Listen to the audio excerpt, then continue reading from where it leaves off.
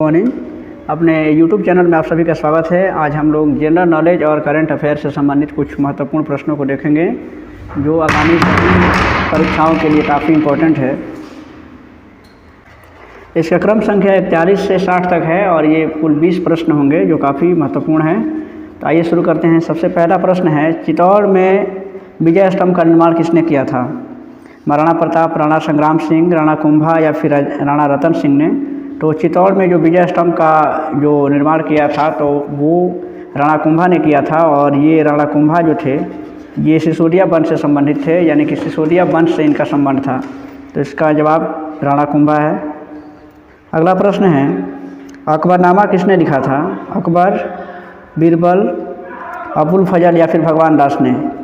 तो अकबरनामा की जो रचना की थी तो अकबरनामा जो है कि अबुल फजल ने उसकी रचना की थी। और अबुल फजल जो है कि अकबर के दरबारी कवि थे और उन्होंने जो अकबरनामा लिखा था तो उसी का जो तीसरा भाग था वो आईने अकबरी के नाम से भी जाना जाता है। तो इस तरीके से अकबरनामा को लिखने का काम अबुल फजल ने किया था। इसका ऑप्शन सी सही है। अगला प्रश्न है, भारतीय राष्ट्रीय कांग्रेस का पहला अंग्रेज अध्यक्ष कौन था? जॉर्ज यूले, विलियम वेडरबर्न और एयू ह्यूम या फिर एक और ऑप्शन है हेनरी कॉटन। आपको बताना है कि भारतीय राष्ट्रीय कांग्रेस का पहला अंग्रेज अध्यक्ष कौन था। भारतीय राष्ट्रीय कांग्रेस के पहला जो अंग्रेज अध्यक्ष था वो थे जॉर्ज यूले। और क्योंकि उन्होंने जो है कि 1888 ईस्वी में इलाहाबाद में कांग्रेस का अधिवेशन में उस अध्यक्षता की थी। तो इसका सही जवाब है जॉर्ज यूले। ऐसे भारतीय राष्ट्रीय कांग्रेस का जो संस्थापक था वो एक अंग्रेज अधिकारी थे, उनका नाम था एओ ह्यूम और उनको कांग्रेस पार्टी का संस्थापक माना जाता है। अगला प्रश्न है, निम्नलिखित में से किस व्यक्ति को grand old man of India के रूप में जाना जाता है? निम्नलिखित में किस व्यक्ति को grand old man of India के रूप में जाना जाता है, यानी कि वयोवृद्ध जिनको कहा जाता है? तो बाल गंगाधर तिलक, दादा भाई नौरोजी, महात्मा गांधी या फिर मोतीलाल नेहरू? तो grand old man of India के नाम से ये दादा भाई नौरोजी जाने जाते हैं, यानी कि इसका ऑप्शन बी सही है। अगला प्रश्न है, निम्नलिखित में से कौन से बराबर वर्षा वाले स्थानों को जोड़ने वाली रेखाएं दर्शाते हैं? ये जो कुछ रेखाओं के नाम दिए गए हैं तो आपको बताना है कि इसमें से कौन सी रेखाएं जो है कि बराबर वर्षा वाले स्थानों को जोड़ने का काम करती हैं। तो इसमें ऑप्शन है आइसोहिम्स, आइसोहेलाइन, आइसोबार या फिर आइसोहाइट्स। तो इसका सही जवाब है आइसोहाइट्स। आइसोहाइट्स जो होते हैं वो बराबर वर्षा वाले स्थानों को जोड़ने वाली रेखाएं होती हैं। आइसोबार जो है ये इसका सही जवाब है आइसोहाइट्स। इसमें आइसोबार जो है वो समान दाब की रेखाओं को जोड़ने वाली ये रेखाएं हैं, यानी कि समदाब रेखा उसको कहते हैं। अगला प्रश्न है, यदि भारत में कर्क रेखा के स्थान पर विषुवत रेखाएं होती तो यहाँ की जलवायु पर जो प्रभाव पड़ता वो है, यानी कि भारत में अगर कर्क रेखा के स्थान पर विषुवत रेखा होती तो यहाँ जलवायु पर क्या प्रभाव पड़ता? ऑप्शन दिया है कि अधिक ताप एवं कम वर्षा, अधिक ताप एवं अधिक वर्षा या फिर कम ताप एवं कम वर्षा होती, कम ताप एवं अधिक वर्षा होती। तो अगर जानते हैं कि भारत में जो कर्क रेखा है वो भारत के 8 राज्यों से होकर गुजरती हैं, तो अगर उसके स्थान पर विषुवत रेखा होती तो इसमें क्या होता कि जो विषुवत रेखीय जो प्रदेश होते हैं तो उसमें वहाँ सूर्य का जो प्रकाश पड़ता है वो सीधा पड़ता है, यानी कि वहाँ का तापमान ज़्यादा होता है। तो इस तरीके से तापमान अधिक होता और वैसे जगहों पे क्या होता है कि वर्षा भी अधिक होती है। तो इस तरीके से इसका ऑप्शन बी सही है कि अधिक ताप एवं अधिक वर्षा होती है। विषुवत रेखीय जो प्रदेश होते हैं वहाँ सालों भर वर्षा होती है और वो भी भारी मात्रा में होती है। तो इस तरीके से इसका ऑप्शन बी सही है कि अधिक तापमान भी होता और अधिक वर्षा भी होती।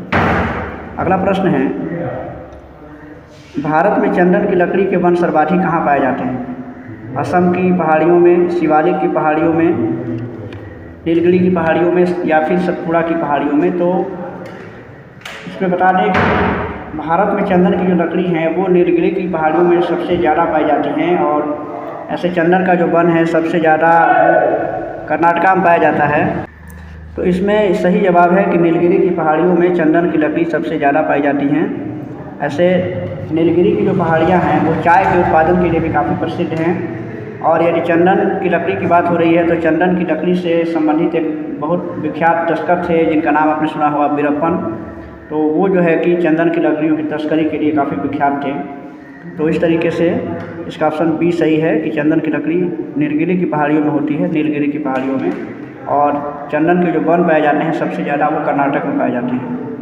अगला प्रश्न है, भारत की तट रेखा की कुल लंबाई लगभग है 3500 किलोमीटर, 7516 है, या फिर 6000 किलोमीटर है, या 7040 किलोमीटर है। तो इसका सही जवाब है कि भारत की जो तट रेखा की कुल लंबाई है वो 7500 यानी कि 7516 किलोमीटर है।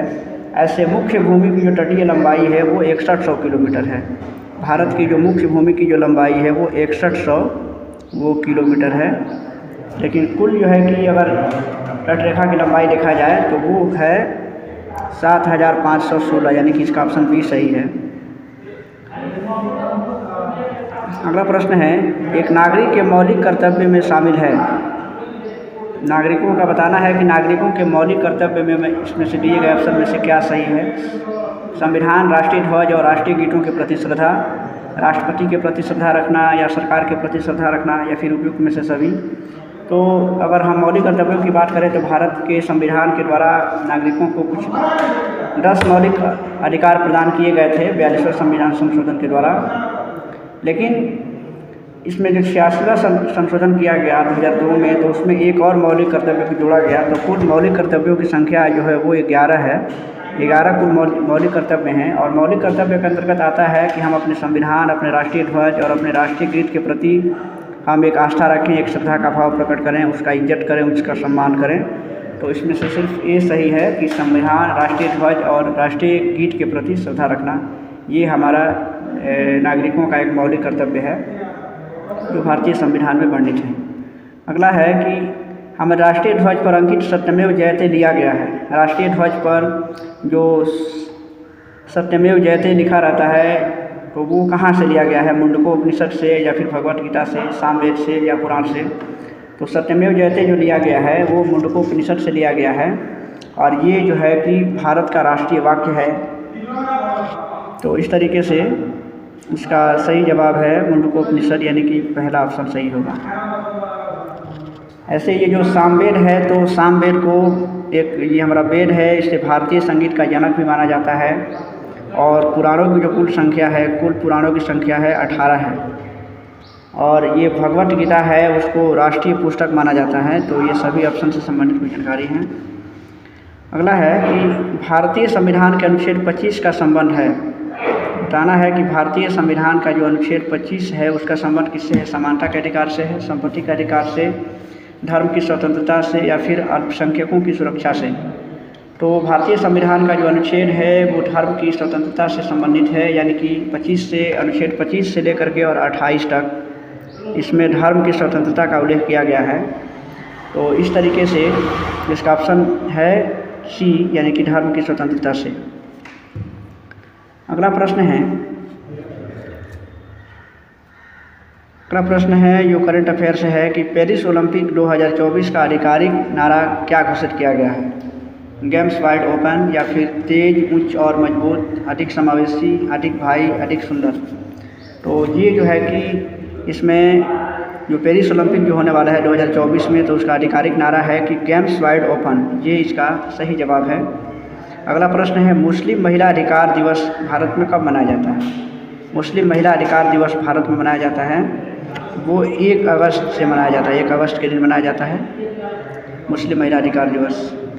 अगला प्रश्न है, भारत के राज्यों के मध्य विवाद उच्चतम न्यायालय में आते हैं। अपीलीय अधिकारिता से आते हैं, प्रारंभिक अधिकारिता से, सलाहकारी अधिकारिता से, या फिर पुनरावलोकन अधिकारिता से। तो भारत में जो 2 राज्यों के बीच जो विवाद होते हैं तो वो प्रारंभिक अधिकारिता से आते हैं। और अनुच्छेद 31 के अनुसार उच्चतम न्यायालय के प्रारंभिक अधिकारिता में माने कुछ मामले हैं जो आते हैं, जैसे कि भारत सरकार या फिर एक से अधिक राज्यों के बीच जो विवाद होते हैं, या भारत सरकार के साथ अन्य राज्यों के बीच जो किसी प्रकार के अगर मामले हों, या 2 से अधिक राज्यों के बीच कोई अगर विवाद हो, तो वो सब प्रारंभिक अधिकारिता से ही सुप्रीम कोर्ट में यानी कि उच्चतम न्यायालय में दिए जाते हैं। अगला है, भारत का उच्चतम न्यायालय निम्नलिखित में से किसके निर्णय मानने से बाध्य है, माने कि भारत का जो उच्चतम न्यायालय है वो किसके निर्णय को मानने के लिए बाध्य है। तो वो जो है कि इसमें वो प्रिवी काउंसिल एक्ट दिया है ऑप्शन, भारत का फेडरल कोर्ट, भारत का उच्चतम न्यायालय। तो इसमें भारत का जो उच्चतम न्यायालय है वो इसमें से किसी के निर्णय के द्वारा मानने से इसको बाध्य नहीं है, यानी कि इस तरीके से इसका ऑप्शन डी सही है। अगला प्रश्न है परागकण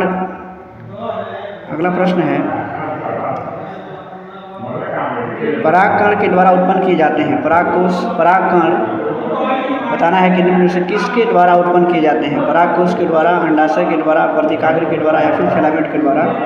तो जो परागकण होते हैं वो परागकोश के द्वारा उत्पन्न किए जाते हैं, इसका ऑप्शन ये सही है। अगला प्रश्न देखते हैं। अगला प्रश्न है निम्न में से कौन सी धातु उभयधर्मी ऑक्साइड बना सकता है। ये बताना है कि निम्न में से कौन सी जो धातु है वो उभयधर्मी ऑक्साइड बना सकता है। ऐसे पहले उभयधर्मी ऑक्साइड को जान लीजिए कि देखिए कौन सी, देखिए धातुओं के जो ऑक्साइड होते हैं तो वो ऑक्साइड जो है दो प्रकार के बनते हैं, यानी कि धातु और अधातु जो होते हैं। तो उसमें एक अम्लीय बनता है और एक क्षारीय बनता है, यानी कि दो प्रकार के ऑक्साइड बनते हैं। लेकिन कुछ ऐसी धातुएं होती हैं जो दोनों ही प्रकार के ऑक्साइड बनाती हैं, अम्लीय और क्षारीय दोनों। तो इसमें से बताना है कि कौन सा जो ऑक्साइड है, ऐसे धातुओं के जो ऑक्साइड होते हैं वो अम्लीय होते हैं और धातुओं के क्षारीय होते हैं। तो इसमें बताना है कि इसमें कौन सा उभयधर्मी ऑक्साइड बनाता है। उभयधर्मी ऑक्साइड का मतलब होता है कि वैसे धातु के ऑक्साइड जो अम्लीय और क्षारीय दोनों ही गुणों को प्रदर्शित करते हैं। इसमें जो ये एल्युमिनियम है, एल्युमिनियम जो बनाता है, जैसे एल्युमिनियम का जो है Al2O3 एल्युमिनियम ऑक्साइड जो होता है वो एक प्रकार का उभयधर्मी ऑक्साइड होता है, यानी कि इस तरीके से ये ऑप्शन इसका बी सही है। इस तरीके से इसमें और भी है, जैसे ZnO जो होता है जिंक ऑक्साइड, ये भी उभयधर्मी ऑक्साइड है, हालांकि ऑप्शन में जिंक नहीं है। इस तरीके से इसका ऑप्शन बी सही है, एल्युमिनियम। इसके बाद है जब किसी वस्तु को एक अवतल दर्पण के अनंत पर रखा जाता है तो उसका प्रतिबिंब निर्मित होता है फोकस और केंद्र के वक्रता केंद्र के बीच, केंद्र पर या फिर केंद्र यानी से दूर, कहाँ बनता है तो बताना है। तो अगर जब किसी अवतल दर्पण में अगर किसी वस्तु को अनंत पे रखा जाता है तो उसका प्रतिबिंब जो बनता है वो फोकस पे बनता है। और देखिए इसमें ये अपोजिट होता है कि अगर अनंत पर वस्तु को रखा जाएगा तो उसका प्रतिबिंब फोकस पे बनेगा, और यदि फोकस पे रखा जाएगा तो उसका प्रतिबिंब अनंत पे बनेगा।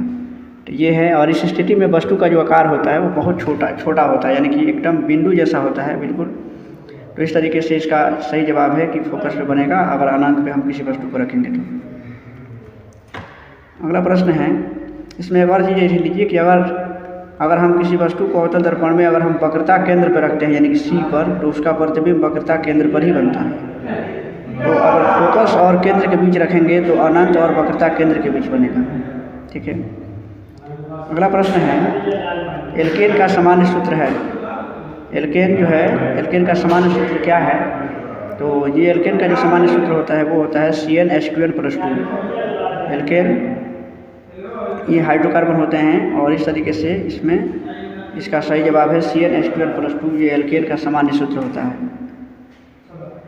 अगला प्रश्न है, एक चींटी के डंक में कौन सा अम्ल होता है। सिट्रिक अम्ल, मेथनोइक अम्ल, लैक्टिक अम्ल या फिर ऑक्जेलिक अम्ल।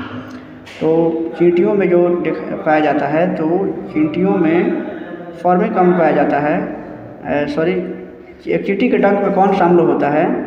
तो एक चींटी के डंक में जो होता है वो मेथनोइक अम्ल होता है, यानी कि इसमें सही जवाब है मेथनोइक अम्ल। लाल चींटियों में से फॉर्मिक अम्ल पाया जाता है। और इस तरीके से ऐसे और ये सिट्रिक अम्ल जो है ये नींबू में पाया जाता है। लैक्टिक अम्ल जो है वो दही में पाया जाता है। और ऑक्जेलिक अम्ल जो है ये टमाटर में पाया जाता है। ऑक्जेलिक अम्ल ये टमाटर है, टमाटर में पाया जाता है। लैक्टिक अम्ल दही में पाया जाता है। सिट्रिक अम्ल नींबू में पाया जाता है। और ये मेथनोइक अम्ल जो है वो चींटियों के डंक में पाया जाता है। तो इस तरीके से ये कुछ काफ़ी महत्वपूर्ण प्रश्न थे जो किसी भी परीक्षा के लिए संभावित हो सकते हैं या काफ़ी उपयोगी हैं। तो आप इसे अवश्य ही देख लें।